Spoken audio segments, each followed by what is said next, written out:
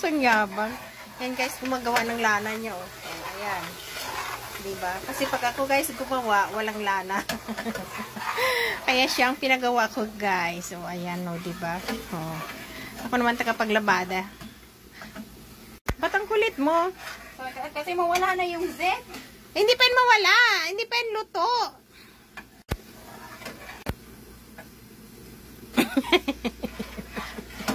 Alam ko na papagod ka na dyan katayo. Kunti lang yung tayo mo dyan. Oo, sana all. Oh, diba? Yan. Sige, halongkat pa more. Yan, naghahalongkat yun ng ano niya guys. Ng oil niya. Tikman. Nak, sobrang init yun kaya. Akala mo, huwag ka magkamali. Tikman mo. Sobrang init yan. Uy, nag-slim ka na, wala ka ng bilbil. Oh, sana all walang bilbil. Bebe, oh, sinungaling, pinaliit mo lang eh. Wala. Kasi yung ano ko dito, pinaliit niya lang. Be, harap. Harap. Straight muna, straight. Sinungaling. Asyop. Asyop. Again, pilihin na lang yung pinagpilihin sa mga watermelon. Uy, grabe ko. Siya. O, diba? Sana all 60. Yan ang ginano niya, guys. O, gala na siya. Hindi pa yung brown na. Kasi yung oil niya, hindi pa maano, hindi pa malinaw. O, ayan o. Huwag ganyan. O, diba, guys?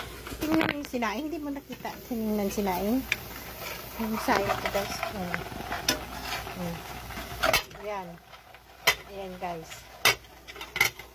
Munting brown pa na kasi yung mantika niya, hindi pa naglinaw. Kasi kailangan malinaw yan. Ano ba yung ginagawa mo? Nagkakit ko yung sa ilalim niya.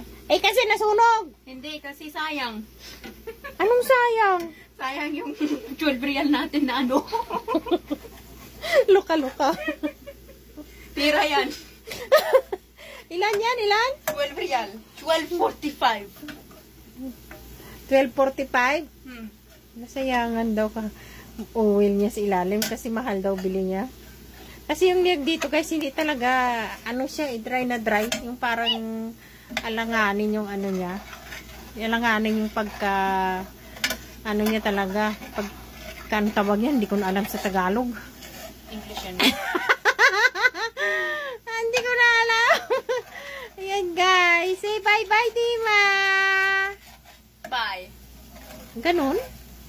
Bye.